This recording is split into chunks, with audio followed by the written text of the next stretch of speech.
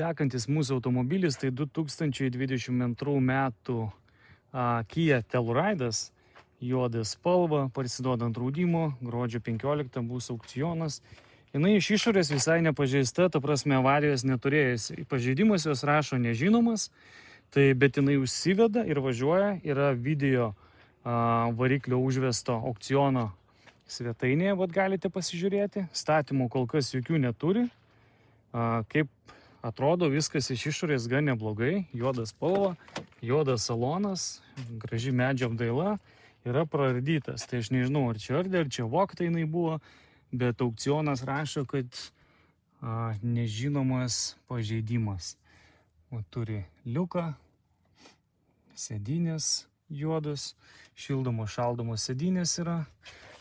Pabandom užvesti, bet neužsiveda, bet kaip minėjau, video užvestos mašinos yra aukciono svetainėje.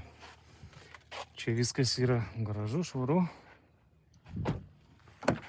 Pažiūrim gale, yra užuolaidėlės. Viskas veikia, nesubraižytos, nesudraskytos. Sėdynės gale irgi tvarkingos. Labai patogu, kokias turit vaikų, va čia vaikščiai, kai yra gale tarpas ir galime galą pereiti. Čia atrodo viskas neblogai, šiek tiek, čia nusivalo. Parktronika, 4 varomi, 3.8 varikliukas.